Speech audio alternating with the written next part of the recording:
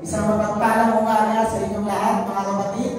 Good morning sa inyong lahat, mga kapatid. Praise the Lord at nandito tayo muli sa gawain ng ating Panginoon. Grabe no, nung mga nakaraang araw ay mainit, sobrang init, di ba, nung mga nakaraang araw. Pero ngayon, naulan naman, mga kapatid. Pero hindi umulan man o uminit, hindi mapipigilan ang paglilingkod natin sa ating Panginoon, mga kapatid. Amen? Ninanyan ko po ang lahat ng tumayo. Ninanyan ko lang po si Brother Galo para sa ating paglilingkod. Ang naming Diyos na makapangyarihan sa lahat, nagpapasalamat po kami, Panginoon, muli sa pagkakataon na ibigay mo sa iyong anak upang kami ay magpuri, magpasalamat sa lahat ng iyong kabutihan sa aming buhay. Ama, sa oras na ito, una sa lahat ay humihingi po kami ng kapatawaran sa lahat ng aming mga inisip, sinalita at ginawang ang hindi naging katanggap-tanggap sa iyo, Panginoon. Patawad po po itong lahat sa amin at gawin mo kaming karapat-dapat sa aming gagawin paglapit sa iyo sa araw na ito. Tinataas po namin sa iyo ang iba namin mga kapatid na ngayon ay wala pa sa lugar na ito. Ingatan mo po sila, Ama, patungo rito at hayaan mong makasama namin sila sa isang malayang pananampahan. Naasahan po namin ang Diyos na ibibigay namin sa iyo ang pinakamataas na papuri, pasasalamat sa pamamagitan ng aming mga awit, pagsamang awit at pamapapuring awit ng Diyos. Hayaan mong malwalhati namin ang iyong makapangyarihang pangalan. At hinihiling po namin, O Diyos, ang pakikisama ng iyong banal na Espiritu. Maglagis sa lahat ng iyong itatayo sa umagang ito, sa mga awit manununtok, lalo tigit sa lalaking magdadala ng iyong mga banal na salita. Ama, maasa po kami na aabutin mo ang pangangailangan ng bawat isa sa araw na ito. Sa pamamagitan ng iyong mga salita, Panginoon, hayaan mong tanggapin namin ang mga biyaya na nanggagaling sa iyo.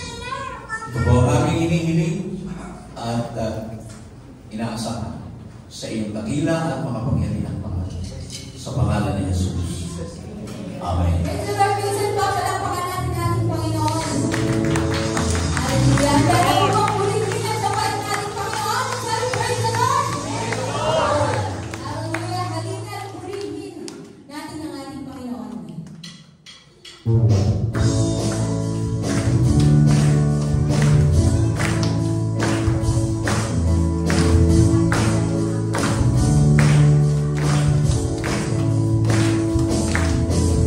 Yeah.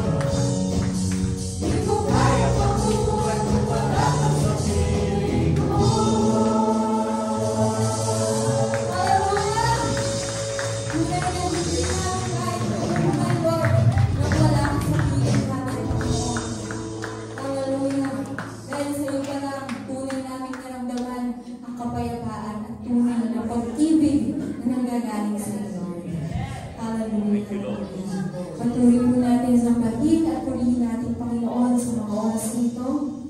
Hallelujah. We worship you, Jesus.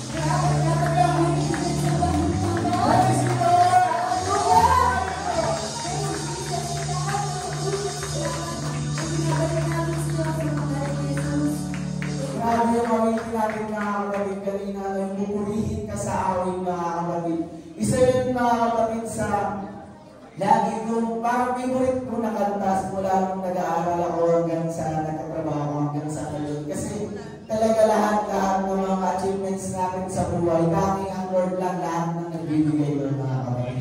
Amen, mga kapatid. At syempre, isang muling magandang umaga sa lahat, mga kapatid. At gusto ko lang, mga kapatid, maganda tayo, parang icebreaker lang, mag-isip lang, mga kapatid. Yung ano siya, mga kapatid, maganda tayo, mga kapatid. Parang sasabihin ko, build the blessing. Build the blessing. Build the blessing. Tapos, yung parang nararamdamin natin yung biyaya ng ating Panginoon, mga kapatid. At syempre, pagka-build the blessing, claim the blessing. Yan. Ulit, isa pa, mga kapatid. Build the blessing. Claim the blessing. Build the blessing. Claim the blessing, mga kapatid. At syempre, kiniklaim na rin natin, mga kapatid, ang mga prayer request natin sa Panginoon na lahat yun ay matatagumpay. At kiniklaim na rin natin, mga kapatid, na yung second door natin ay matatapos na rin at hindi na sa iyo magkakaroon ng ating Panginoon, mga kapatid. At syempre, mga kapatid, kung magagawa yung second door natin, pagkatapos na, syempre, kailangan din natin i-claim na mapuputuloy ng mga tao ang mga access sa second door ng mga kapatid. Syempre, kasama ang ating mga pamilya, mga kapatid. Amen?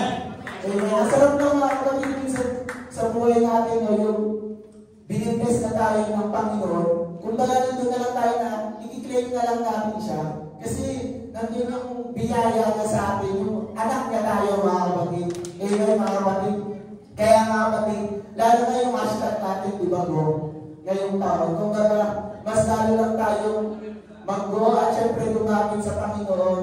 Kasi tutulungan tayo ng Lord sa pinagdadaanan natin sa ating mga buhay. At syempre, para magtagumpay tayo, mga kapatid. At syempre, mga kapatid, announcement din, mga kapatid. Excited na ba lahat sa May 25 na, mga kapatid, ng ating ministry anniversary, mga kapatid. Road putting news na tayo, mga kapatid. Grabe na yung mga pinagdaanan natin. Simula ng una hanggang nung na-relata tayo sa Teresa, napunta sa Mandaluyong, hanggang ngayon dito sa Teresa. At syempre, katapos na rin yung second floor natin.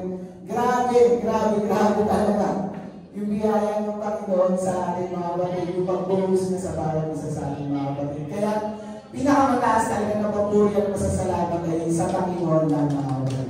Amen, mga kapatid, ipanalangin na rin tayo ng nalingog na ikabong.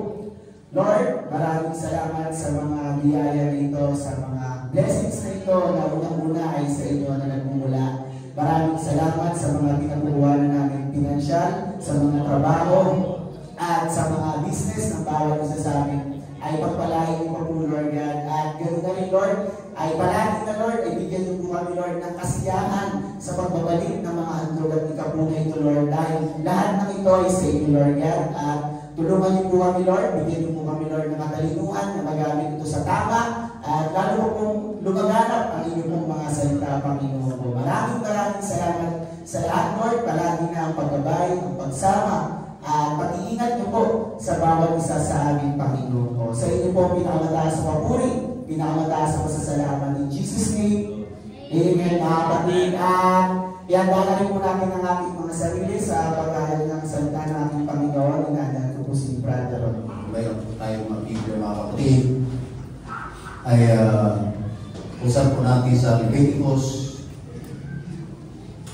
chapter 19 verse 2.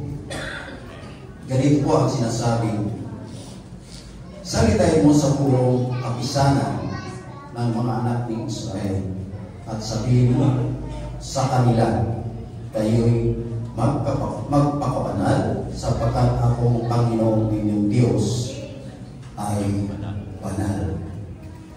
Amang banal na sa langit, purihin ka o amang banal, tunay na ang iyong pag-ibig ay lagi po namin nararanasan sa kabilang Panginoon ang aming mga kakulangan, aming mga kasalanan, Panginoon. Nandiyan pa rin ang iyong katapatan na handang magpatawad sa aming mga pagkukulang. Patuloy mo kami kahabagan at kaawaan mo, Diyos. Hallelujah. Nandito po kami sa pinakamahalagang bahagi ng aming inihanda para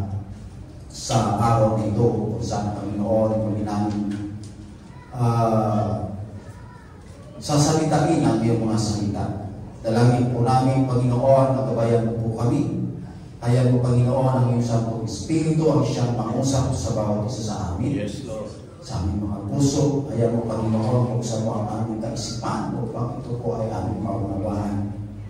At sawayin mo, Panginoon, lahat ng puwing o ilibig man kung anong bagay na maaaring humadlan sa iyong mensahe sa araw na ito. Ito ang aming sanot dalangin sa pangalan ni Jesucristo naming tagapagligtas. Amen. Tayo po lahat ay so bago po tayo dumako doon dumako sa ating pag-uusapan ngayon, kailangan po mga kapatid na reviewin yung ating goal sa tao dito. Plus mga kapatid, ayan, sa Matthew chapter 20, verse 19 to 20. Unawain niyo ito mga kapatid, ano po? Ayan po ang sabi ito sa Tagalog. Kaya sa paghayag ninyo, gawin ninyong alagaan ang lahat ng mga bansa. Bautismuhan ninyo sila sa pangalan ng Ama at ng Anak ng Espiritu Santo. Verse 20, at turuan silang sundin ang lahat ng mga bagay na inuutos ko sa inyo at narito ako'y kasama ninyong palagi na hanggang sa katapusan ng panahon. So sa mga talatang yan mga kapatid, sino po ang inuutusan? Sa panahon na yan, yung mga apostol. Kaya wala na mga apostol ngayon, kundi tayo na mga kapatid. Tayo na po ang inuutusan. Kagaya po doon sa mission po natin. Sa mission, paki-class mga mission natin mga kapatid.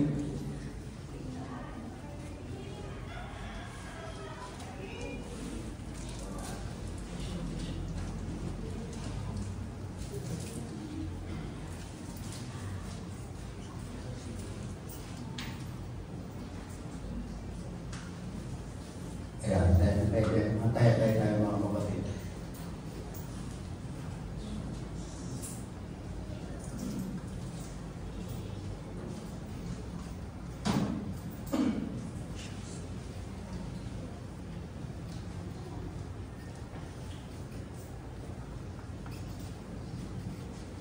Ayan.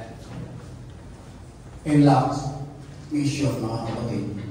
Step. Sabi niya, next level apostolic church of the Savior is a fellowship that ministers to those who seek the truth of the gospel of our Lord Jesus Christ and ministers water baptism to those who are willing to accept the gift of salvation and continuously nourish brethren in the Christian way of life.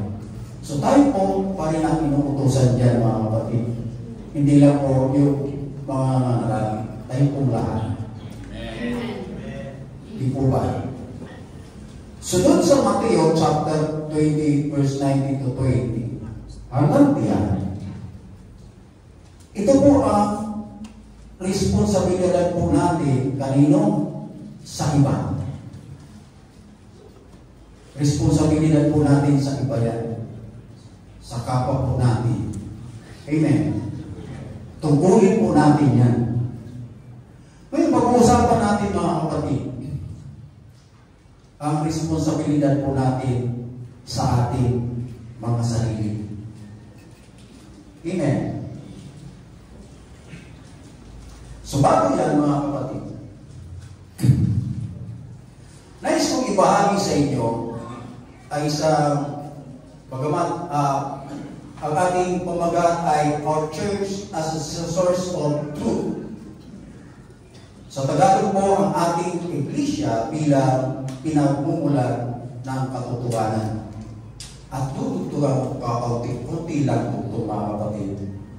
Ang ating iglesia bilang pinagmumulan ng katotohanan at disiplinang moral. Okay? So bago yan mga kapatid, nais kong ibahagi sa inyo ang isang pinagmumulan ng katotohanan ay tututukoy sa isang sentralisadong repositorio kung saan ang impormasyon tungkol sa Diyos at pananampalataya at kaligtasan ay inilibag at pinamamahalaan ng banal na Espiritu. Ano yun? Ito po ang pundasyon po ng ating Iglesia, ang Biblia. Ngayon mga kapatid, ang tanging kasangkapan ng ating Iglesia, mga minamahal, bilang pinagmumula ng katotohanan, ay ang salita ng Diyos. At kapag ang salita ng Diyos ay hindi na nag-iisang autoridad para sa pananampalataya at pagsasagawa, mawawala ng autoridad at posisyon ang simbahan bilang nag-iisang pinagmumulan ng katotohanan. Amen. Ngayon, bakit ang ating Iglesia siyang pinagmumulan ng katotohanan? Dahil ang ating Iglesia, mga kapatid, ay nakabatay din sa tunay na kanyang pinanggagalingan ng katotohanan. Ito po ang Biblia. Balikan po natin ang mga nakaraang pangaral, lalo na dun sa pangaral ni Brother Garrett. Ang sabi niya, the Bible has complete unity. It is because Bible has one author. At sabi pa niya, the Bible is a book. Ayon sa kanyang pangaral. So, nais kong dugtungan mga kapatid, na ang Biblia ay may pagkasentralisado. Ang lahat ng impormasyon ay nakaiba sa isang lugar. So, ginagawa nito mas madali ang pag-access at pag-update ng mga impormasyon ang hindi na kinakailangan habulin sa marami pang lugar o lokasyon. Nakaiba po ito. Amen. Sa isa. So, dito sa Biblia, mga kapatid, lahat ng sagot sa katanungan tungkol sa hinaharap, kasalukuyan at nakaraan ay nasa loob nito. Okay? Now, ano po ang kredibilidad ng Biblia para masabing nag-isang pinagmumulan ng katotohanan? Una, ang Biblia, mga kapatid, ay hindi pa bago-bago ang impormasyon. Ang pagkakapareho ng Biblia ay tumutukoy sa pagkakatugma at magkakaugnay na katangian ng pagtuturo, pagsasalaysay, at mga doktrinang matatakwan sa loob nito. Okay? Bagaman ang pagkasulat ng Biblia, mga kapatid, iba't iba ang may akda, ngunit sa pagkalipas ng mga panahon ay nagpapanatili na isang nagkakaisang mensahe at layunin na sumasalamin sa banal na inspirasyon at autoridad mismo ng Diyos.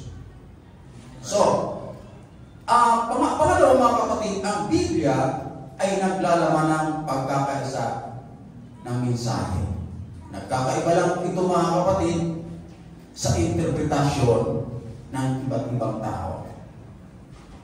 Pero kung tayo po ay linilid ng Espiritu Santo, ang mensahe po ng Biblia ay isa lang. Okay? So, ang sentro ng Biblia, mga kapatid, ay pagtubos ng sangkatawan sa pamamagitan po ni Jesucristo. Matataglan po natin, mga kapatid, mula sa Genesis hanggang sa Revelation, ang salaysay ay naglalahad ng plano ng Diyos para sa kaligtasan. Wala naman iba, mga kapatid. Kung babasahin mo ito, mga kapatid, from Genesis to Revelation, kaligtasan talaga ng tao ang plano ng Diyos. Okay? Kung saan ang Genesis, mga kapatid, chapter 3, verse 15, nandiyan, mga kapatid, basahin nyo, ang pangako ng isang tagapagligtas ay unang in-introduce dyan. Okay? At ang pangako ito ay natupad sa New Testament na makikita sa John chapter 3 verse 16. Ang unang-unang bersikulo na na-memorize ng iyong abang lingkod. Pangatlo, propheticong pagkakatugma, yung tinatawag na prophetic consistency. Ang Biblia, mga kapatid, ay naglalaman ng maraming hulag na nagpapakita ng pagkakapareho nito. Ang mga propeta, mga kapatid, ng lumang tipan ay naghulat ng mga pangyayari na natupad sa bagong tipan. Halimbawa sa Isaiah chapter 7 verse 14, ang sabi po diyan, kaya ang Panginoon mismo ang magbibigay sa inyo ng tanda, narito isang virgin ang maglilihim at manganak ng isang lalaki at kanyang tatawagin ang kanyang pangalan na Emmanuel. At ito po ay nagkaroon ng katuparan, mga kapatid, ang unang ito sa bagong tipan sa Mateo chapter 1 verse 20 to 23. Ang sabi po riyan, at nangyari nga ang lahat ng ito ay upang matupad ang sinasabi ng Panginoon sa pamamagitan ng propeta. Narito, magdadalang tao ng isang birhen at mga anak ng isang lalaki, at ang pangalan tatawag nila sa kanya ay Emmanuel, na ang ibig sabihin ay kasama natin ang Diyos. So, ang pag-apat, mga kapatid, ang Biblia, mga kapatid, may doctrinal consistency. Sabi ko nga, doktrina, mga kapatid, sa Biblia, nagkakaiba lang sa interpretasyon ng iba't ibang tao. Pero, susulitin po natin, iisa lang talaga ang doktrina ng Biblia. Okay? Ito ay naglalahat ng isang pare-parehong doktrina tungkol sa kalikasan ng Diyos, ng sangkatauhan, kasalanan, at kaligtasan. Ang kaligtasan at katangian ng Diyos, mga kapatid, ay patuloy na inilarawan ng Biblia bilang banal. Okay? Makatarungan at mapagmahal. Kagaya sa Leviticus chapter 19 verse 2, inuutos ng Diyos na ganito, salitain mo sa bayang sa buong kongregasyon ng mga Israelita at sabihin mo sa kanila, kayo'y magpakabanal sapagkat ako, Panginoon ninyong Diyos, ay banal. At tumutukoy po ito sa bawat isa po sa atin. Amen. Huwag po tayo magtuturo sa katabi natin. Ituro po natin ang ating sarili sa bagay na ito, mga kapatid. Kinakailangan na, sabi rito, kinakailangan na ang Israel ay maging isang banal na tao dahil ang Diyos ng Israel ay isang banal na Diyos. Mga kapatid, isinasa buhay pa natin ang talagang ito. Isang mga ngaral, mga kapatid, si David Wilkerson, minsan sinabi niya ng ganito, kung hindi ako tulad ni Kristo sa puso, kung hindi ako nagiging kapansin-pansin, higit na katulad niya, kung kayo'y ay lubusan kong nilampasan ang layunin ng Diyos para sa aking buhay. Hindi mahalaga kung ano ang nagawa ko para sa kanyang kaharian. Kung makaligtaan ko ang isang layunin ito, nabuhay ako, nangaral ako, oo, ngunit nang sumikap ng walang kabuluhan. Ano ang ibig iparating ni David Wilkerson sa ating mga minamahal? Walang halaga, mga kapatid. Mawawalang saysay na tuwing linggo nandito ka sa loob ng church. Sabado pala, naghahanda ka, pinapalansa mo yung tawid. Amen? Hindi kaya lahat ng activity sa loob ng iglesia, ginagampanan mo, busy ka sa gawain ng karyo ng Diyos. Pero ang sabi niya, kung makakaligtaan po natin ang isang bagay na layunin ng Diyos para sa atin, lahat ng bagay, lahat ng yan ay mawawalan ng kabuluhan. Okay? Kahit tinanggap natin mga kapatid ang tunay na kaligtasan at ibinigay natin ang ating mga buhay para sa kaharian ng Diyos, kung yung isang layunin ng Diyos para sa iyo ay hindi mo magawa, lahat ng bagay na yan walang kabuluhan. Okay? Kung ang kaligtasan naman natin ay tunay na layunin ng Diyos para sa ating mga sarili, ang sabi ni Wilkerson, nagsusumikap tayo na walang kabuluhan. So ano ang layunin ng Diyos para sa ating mga buhay? Ang layunin po ng Diyos para sa ating mga buhay, tayo po ay magpapapanal. Maraming katulad, makikita po natin ang buhay ni Apostol Pablo, mga kapatid. Siguro wala nang maihambing sa kanya sa ngalan ng paglilingkod sa Diyos. Lahat ng kanyang panahon, buhay, ay pinilagay talaga niya para sa karya ng Diyos. Gayun pa man, mga kapatid, hindi kailanman pinaligtaan ni Pablo ang responsibility niya sa kanyang sarili. Bakit? Ito po ang sabi ng Apostol Pablo sa 1 Corinthians chapter 9 verse. Wala niya, kapatid? Okay. Hindi ko nilagay. Tingnan natin, mga kapatid.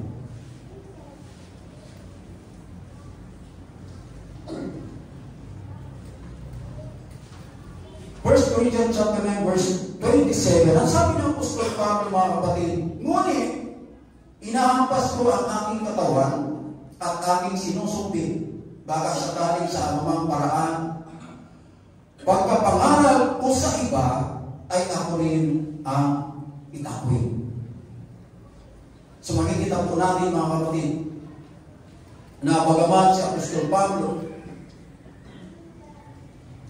ay ilinagay niya ang kanyang sarili sa paglilingkod sa Diyos, pero hindi niya pinaligtaan ay isang bagay sa sarili niya.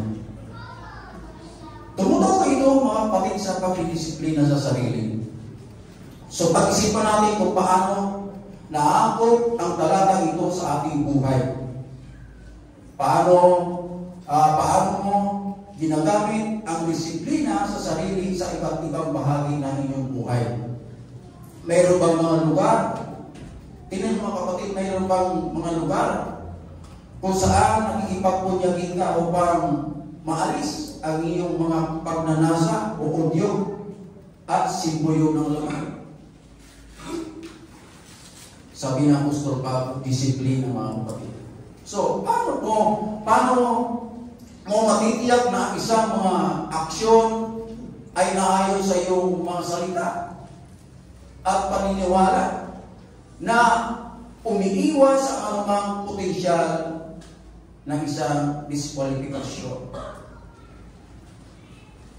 Okay? So, ang disiplina sa sarili, mga kapatid, ay nangangailangan ng pag-iisip, tiyaga, at isang matibay na pangako sa personal na pagtunlad at integridad sa patuloy sa paglalakbay po natin patungo sa kaharian ng Diyos.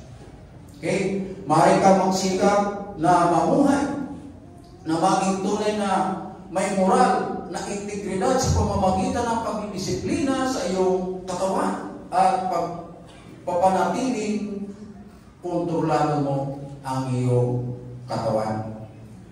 At kung ikaw ay nagtagumpay, mga kapatid, sa bagay na ito, ang resulta ay kabanalan na siyang layunin ng Diyos sa bawat isa sa atin.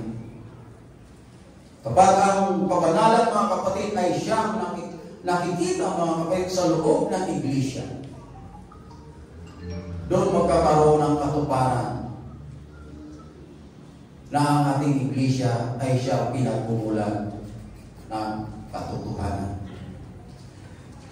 Tandaan po natin mga kapatid na hindi katanggap-tanggap sa harapan ng Diyos ang ating pagsamba kung hindi mo sinasabuhay ang kabanalan. Romans chapter 12 verse 1 ang sabi po yan. O ito mga kapatid, gasgas na verses na ito. Lagi po ito dinadaanan po natin. Kaya nga, mga kapatid, isinasama ko sa inyo, alang-alang sa makahabagan ng Diyos, na inyong ialay ang inyong mga katawan ng isang handog na buhay, banal, na kasiyasiya sa Diyos, na siya ninyong katawirang paglilingkod o pagsamba. So, kung hindi po natin sinasabuhay ang pabanalan, yung pagsamba po natin, walang paguluhan sa Diyos. Mga kapatid, kung ikaw naniniwala na nasa iyong puso ang Espiritu ng Diyos, so maaari po natin itanong po sa ating mga sarili na ganito. Number one, kung tinitinan ka ng mga tao, nakikita ba nila ang iyong katangiang Kristo? Pangalawa, narinig ba nila ang kanyang karunuan sa iyong mga salita? Importante ito mga kapatid. Pangatlo, nakikita ba nila ang kanyang pag-ibig sa iyong mga aksyon? At pang-apat, nakikita ba nila ang kanyang kapangyarihan sa iyong mga aksyon sa buhay? Bagamat inutos ng Biblia mga kapatid na ibahagi natin ang Ebanghelyo, ngunit hindi gusto ng Diyos na magkaroon lang tayo ng pagbabahagi ni Kristo. Gusto niya na tayo'y maging reproduction ni Kristo. Ayon sa mensahe ni Brother Dom mga kapatid, tayo ay mga representative ng ating Panginoon, ang passport. Sabi niya. Ibig sabihin, ang ating itinataguyod sa ating buhay, mga kapatid, walang iba kundi ang ating Panginoong Jesucristo. Kaya lang mga kapatid, minsan ay nagiging kabaligtaran. Ang nangyari, pinupromote po natin hindi si Jesus Christ kundi ang sanglibutan. Now, alam niyo mga kapatid, ang bawat mananampalataya ay isang organikong sangkap ng iglesia na siya na-generate sa loob nito. So, magsisimula na akong magic mga kapatid. Nakita niyo mga kapatid ang isang basong tubig na yan. Ang tanong, ano mahalaga dyan? Yung baso o yung tubig?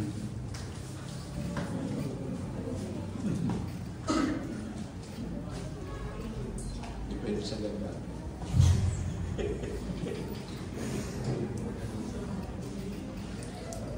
Bagamat ang tubig, mga kapatid, ay naiinom at ang baso hindi. Pero sasabihin ko sa inyo mga kapatid, paano sila mahalaga? Kung ang isang tao na uhaw at binigyan mo ng isang basong tubig, mga kapatid, na-expect niya o inaasahan niya yung tubig ay tawag dito, malinis. Hindi siya contaminated, walang laso. Yun ang inaasahan niya. Di po ba? Kapag ininom niya yung tubig, mga kapatid, ay mapapawi ang kanyang uhaw. Minsan, nung sumimplang kami ni Sister Nilda,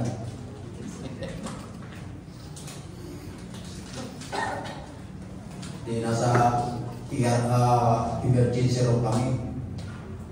Habang naghihintay po kami ng X-ray result niya, nakupo kami doon sa emergency room. Biglang dumating yung nagdi-deliver ng tubig, gano'n. Pagpasok pa lang, galing na galing yung doktora, yung doktor sa iya.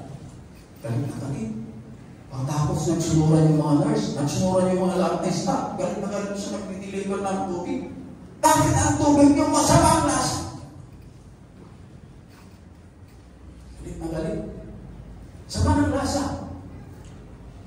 Kakabot yung nagdi-deliver. Samantala yung nakaliver doon sa sa tubig, sa lagayan ay purified water. Yung pala, yung liver, fake news. Dahil yung laman, masama. Di ba? Alam niyo, bilang mga Kristiyano, mga kapatid, katulad tayo ng tubigan, ang tubig ay naglalarawan ng tayo at tayong baso ay ating iglesia. Diyan po tayo nakalagay sa baso. Sa mga kaibigan po natin na hindi mananampalataya, kapitbahay, katrabaho, pag tayo po alam nila na sinasabi nga nila na born again, iba po ang expectation nila sa atin kahit hindi natin sila madala sa church, pero iba ang pagtingin nila sa atin. Bakit? Naranasan ko yung mga kapatid eh. Una, pag may mga okasyon, lalo sa trabaho, ikaw manalangin. Amen. Diba? Sa pagkain mo ikaw manalangin. And I-expect nila mga kapatid na tayo ay nagpa-practice ng kapanalan. Yun ang expectation nila sa atin.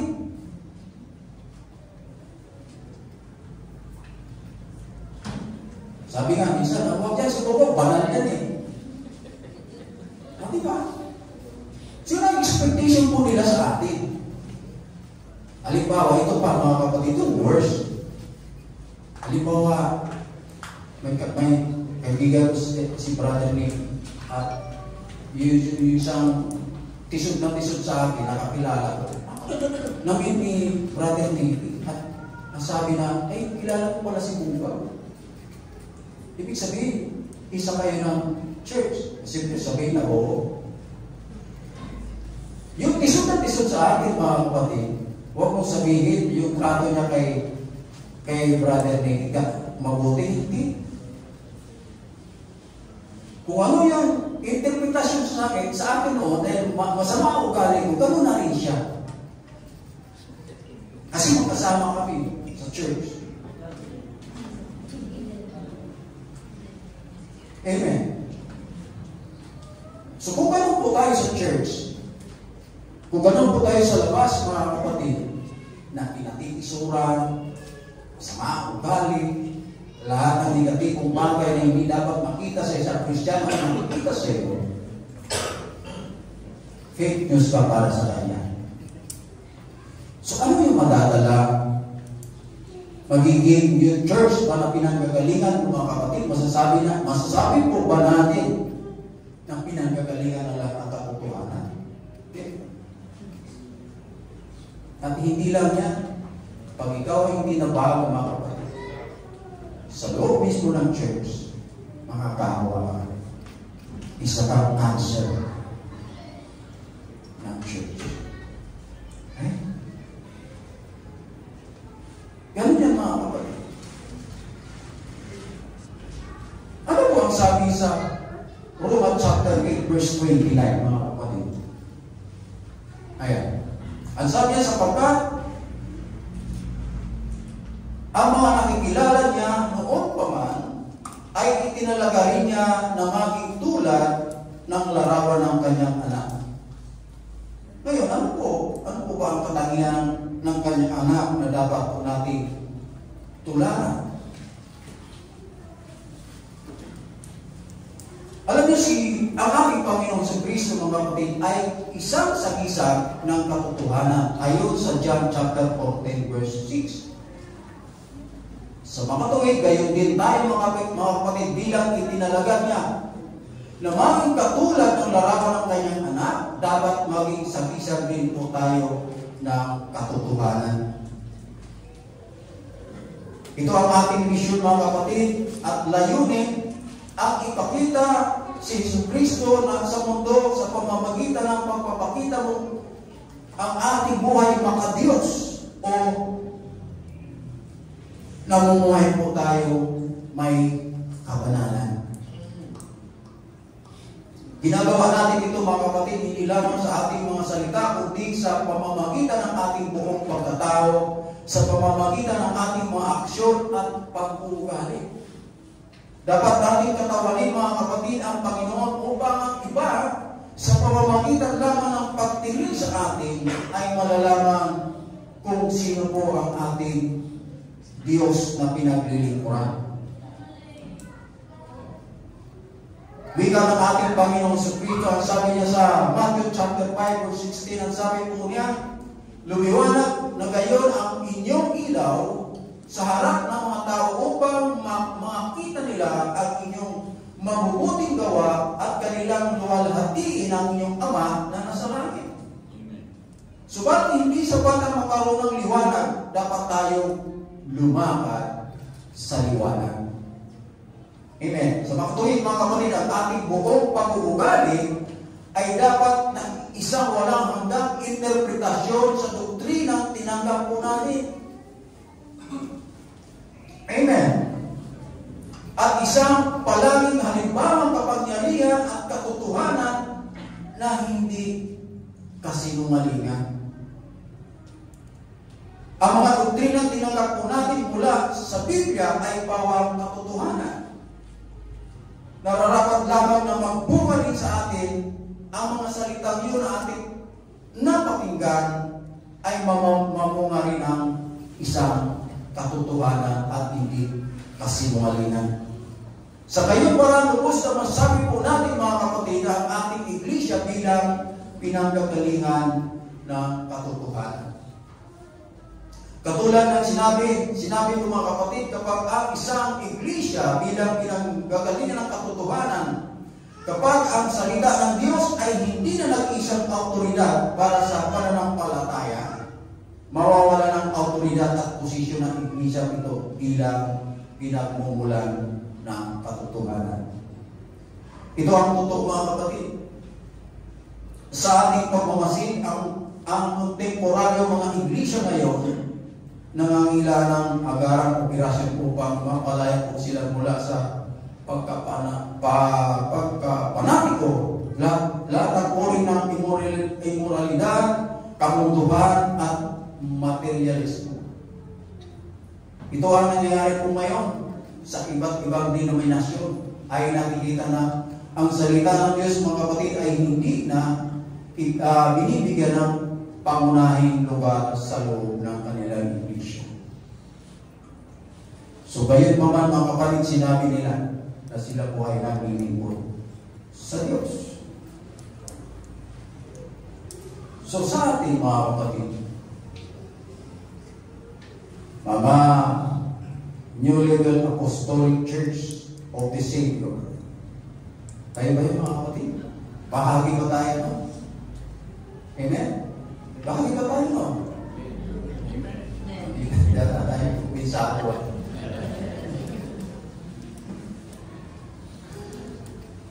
New Legal Apostolic Church of the Savior. Next level.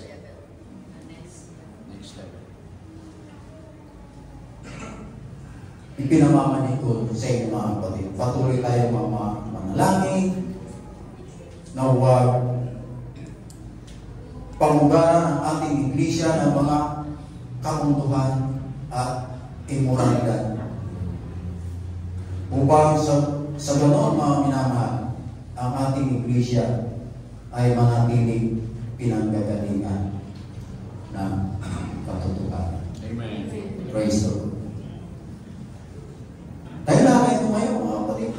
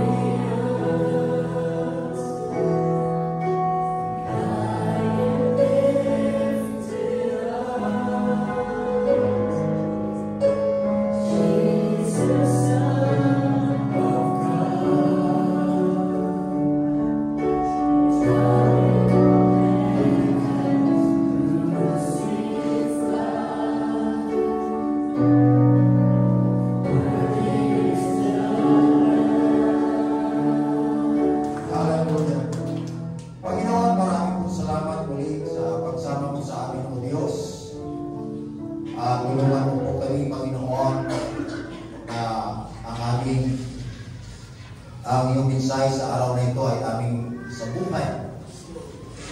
Tulungan mo kami, Panginoon, upang nasa ganun namang banal, kami po ay patuloy na magtagumpay sa paglakad sa iyo, Diyos. Lord, kung mayroon po kami mga activities, Panginoon, na hindi ka nais-nais sa iyo, Diyos, pakita mo sa amin na ito po ay hindi nararapat. Hallelujah. Maraming salamat, Panginoon, at muli kami po'y nagpapasalamat sa araw na ito na muli mo kami pinagkalooban na makarinig ng iyong mga banal na salita. At dalangin po namin na muli mo kami balik sa susunod na gawain na dalang Panginoon na takumbay na nanagaling sa iyo, Diyos. Dalangin po namin kung paano po kami ingatan mo rito. Dalangin po namin na ingatan mo kami sa aming pag-uwi sa aming mga tahan.